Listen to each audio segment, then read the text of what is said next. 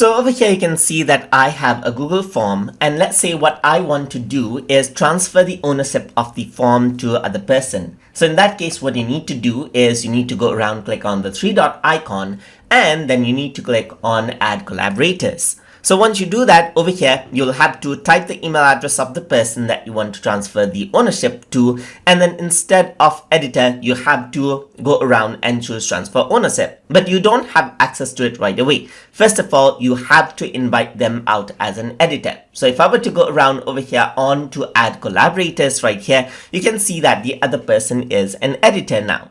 But now from over here, I'm going to click, and here you can see transfer ownership as an option. Once you click on this, what happens is that you can send an invitation so that the other person can become an owner, but they will have to accept it first. They directly cannot become the owner right away. So what the other person has to do is they have to access their inbox. So this is what the other person would see. Here it says invitation to own data right here. As you can see, it says you are an editor until you accept the ownership. So you have to click on accept.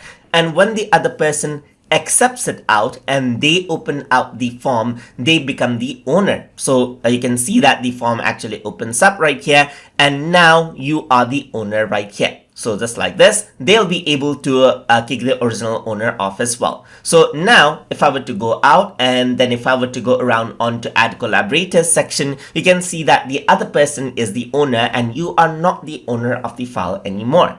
So that is how you can transfer ownerships of forms inside by using Google Forms. So I hope you guys learned something as always. And as always, please like, comment, share, and subscribe.